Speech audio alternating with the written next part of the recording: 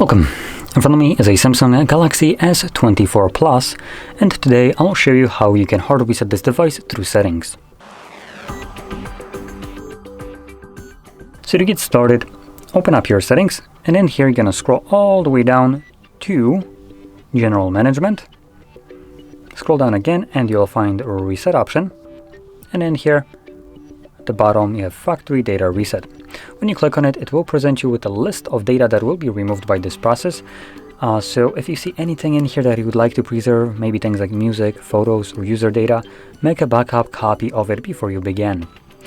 Now, with that being said, assuming you have already made a copy or you simply don't want to, again from here scroll all the way down and you'll find the reset button. If you have some kind of screen lock, you'll need to confirm it, along with the fact that you'll need to sign out of your Samsung account if you have one in. And unfortunately I do, so I need to do that.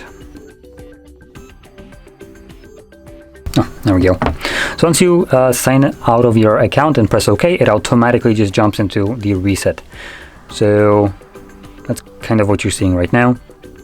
Now this will take a minute or so to finish up, and when it's completed, we'll be presented with Android setup screen. So I'll be back once that is visible for me.